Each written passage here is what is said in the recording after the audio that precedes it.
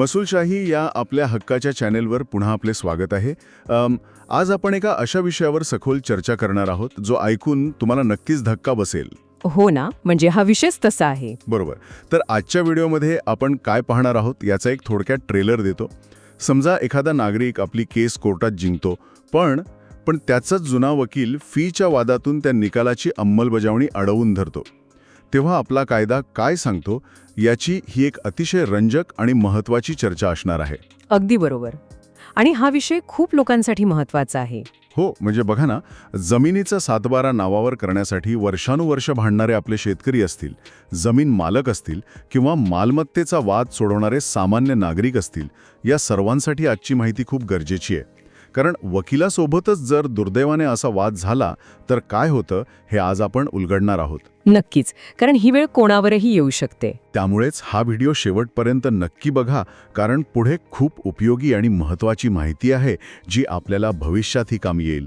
चला तर मग कायद्याचं आणि तुमच्या फायद्याचं बोलूयात. हो, सुरुवात करूया. ही खरोखरच एक डोळे उघडणारी परिस्थिती आहे. न्याय मिळवण्यासाठी आधीच वर्षानुवर्षे कोर्टाचे खेटे मारणाऱ्या माणसासाठी हा विषय अत्यंत संवेदनशील आहे. तसं पाहिलं तर न्याय मिळवणं हे मुळातच खूप कठीण असतं ना. हो ना. आणि त्यात जर मूळ केस व्यतिरिक्त असं स्वतःच्याच वकिलाशी वाद निर्माण झाला तर प्रकरण प्रचंड किचकट होऊन बसतं. मला एक साधं उदाहरण द्यावंसं वाटतं इथे. समजा मी घर बांधायला एक कंत्राटदार नेमला. घर पूर्ण बांधून तयार झालं, पण त्या कंत्राटदाराचे काही थोडे पैसे द्यायचे राहिले म्हणून तो चक्क मला माझ्याच तयार घरात जायला मज्जाव करतोय. म्हणजे मला प्रवेशच करू देत नाहीये. असाच काहीसा हा प्रकार आहे का? आणि धक्कादायक गोष्ट म्हणजे केरळ उच्च न्यायालयात नुकताच जो निकाल आलाय तो याच परिस्थितीवर आहे. अच्छा, तिथे नेमकं काय घडलं होतं? बघा, या प्रकरणात एका पक्षकाराने एक वकील नेमला होता, पण पुढे त्यांच्यात काहीतरी वाद झाला. मग त्या पक्षकाराने आपले पूर्वीचे वकील बदलले, नवे वकील ठेवले आणि केस पुढे चालवली. जे सामान्यपणे लोक करतात. हो, आणि प्रदीर्घ लढ्यानंतर तो पक्षकार मूळ दाव्यात जिंकला सुद्धा.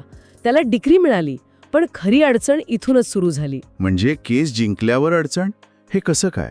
तर झालं असं की जो पहिला जुना वकील होता ना, ज्याला काढून टाकण्यात आला होता, त्याने त्या मूळ दाव्याच्या निकालाच्या अंमलबजावणीमध्ये खोडे घालायला सुरुवात केली. अच्छा. हो, म्हणजे आपण ज्याला दरखास्त म्हणतो ना, त्यात या जुन्या वकिलाने अडथळे निर्माण केले आणि फक्त फी मिळाली नाही म्हणून चक्क त्या दरखास्तीवर स्थगिती किंवा स्टे आणण्याचा प्रयत्न केला.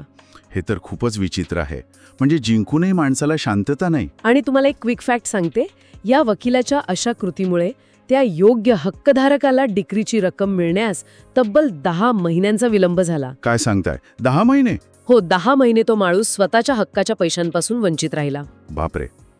पण मला इथं लोकांच्या मनातील एका गैरसमजाबद्दल विचारायचंय.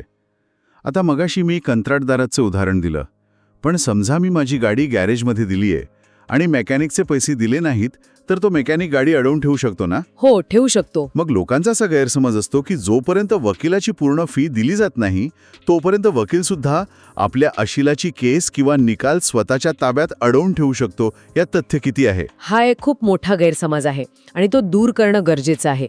बघा, कायद्याच्या भाषेत मेकॅनिकच्या अधिकाराला धारणाधिकार म्हणतात, पण कायदेशीर प्रतिनिधित्व ही कोणतीही वस्तू नाहीये. अच्छा, म्हणजे हा व्यवसाय इतर व्यापाऱ्यांसारखा नाही? अजिबात नाही.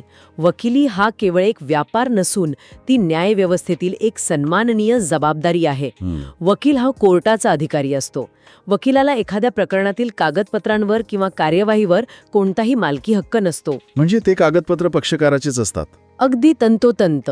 वकिलाला कायमस्वरूपी नेमून ठेवण्याचा अधिकारही नसतो. नेमणूक संपल्यानंतर तो कार्यवाहीवर नियंत्रण ठेवू शकत नाही. तो स्वतःला पक्षकाराच्या जागी ठेवू शकत नाहीये. हे खूप महत्वाचं आहे. म्हणजे फी थकीत असली तरी वकील असं करू शकत नाही. होय.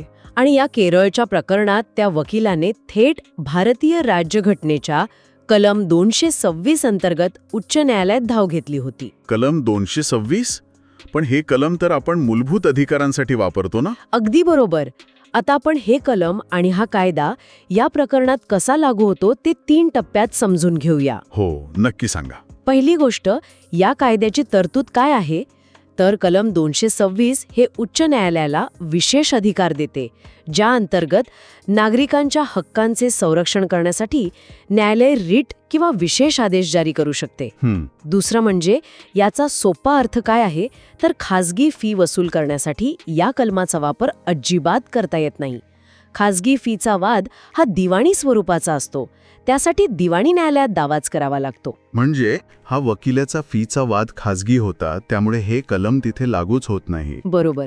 आणि तिसरी सर्वात महत्वाची गोष्ट, सामान्य माणसाला किंवा शेतकऱ्याला यावरून काय फरक पडतो तर यावरून सामान्य माणसाला खात्री मिळते की कोणताही वकील राज्यघटनेतील कलमांचा गैरवापर करून त्यांच्या हक्काच्या विजयाला वेठीस धरू शकत नाही. क्या बात आहे. हे खूपच स्पष्ट झालं. म्हणजे सामान्य माणसाने घाबरून जाण्याचं काहीच कारण नाहीये. अजिबात नाही. न्यायव्यवस्थेत पक्षकार सर्वोच्च असतो. पण जर एखाद्या सामान्य नागरिकावर किंवा शेतकऱ्यावर अशी वेळ आलीच तर त्याने नेमकं काय करावं, यावर काही उपाय किंवा चेकलिस्ट देता येईल का? हो, नक्कीच. आपण यावर एक छोटी चेकलिस्टच बघूया, म्हणजे लक्षात ठेवायला सोपं जाईल. हो, सांगा ना. पहिला टप्पा, वकिलाला फी वसूल करायची असल्यास त्याने योग्य दिवाणी न्यायालयात दावा दाखल करावा. पक्षकाराने त्याला घाबरू नये. ओके, हा झाला पहिला टप्पा. दुसरा टप्पा, पक्षकाराने जुन्या वकिलाला हटवून नव्या वकिलामार्फत निकालाची अंमलबजावणी त्वरित सुरू करावी. थांबून राहू नये. आणि जर त्या जुन्या वकिलाने बेकायदेशीर अडथळे आणले तर? तिथेच येतो आपला तिसरा टप्पा. वकिलाने असे बेकायदेशीर शोषण केल्यास पक्षकाराने थेट बार काउन्सिल ऑफ इंडिया समोर व्यावसायिक गैरवर्तनाची लेखी तक्रार नोंदवावी. बापरे, म्हणजे थेट बार काउन्सिलकडे तक्रार? होय. आणि इथे मी तुम्हाला एक आणखीन क्विक फॅक्ट सांगते. या केरळच्या प्रकरणात उच्च न्यायालयाने काय केलं माहितीये? काय केलं? न्यायालयाने हा दावा निर्लज्जपणाचा असल्याचे सांगत थेट फेटाळून लावला आणि त्या वकिलाला 50,000 रुपयांचा दंड ठोठावला. बापरे, 50,000 दंड एका वकिलाला? हो. आणि तो दंड 6 आठवड्यांच्या आत केरळ राज्य विधी सेवा प्राधिकरण एर्णाकुलम येथे जमा करण्याचे कडक आदेश दिले आहेत. म्हणजे न्यायालयाने या प्रकरणाची खूप गंभीर दखल घेतली आहे. नक्कीच. कारण न्यायालयाचा वेळ अशा निरर्थक याचिकांवर माया जातो ना. हे खरंच खूप माहितीपूर्ण होतं. अशीच महत्त्वाची आणि उपयोगी महसूल विषयांची माहिती रोज हवी असेल तर महसूलशाही चॅनलला सबस्क्राईब करा, लाईक करा आणि शेअर नक्की करा. आणि हो, तुमचा काही प्रश्न असेल तर कमेंटमध्ये नक्की विचारा. हो, लोकांचे प्रश्न खूप महत्त्वाचे असतात. तर आजच्या या चर्चेचा आपण थोडक्यात रिकॅप घेऊया. आपण पाहिलं की न्यायप्रणालीत नेहमी पक्षकार सर्वोच्च असतो, वकील हा फक्त कायदेशीर प्रतिनिधी असतो. बरोबर. आणि फीचा कोणताही वाद हा दिवाणी प्रक्रियेने सोडवावा लागतो.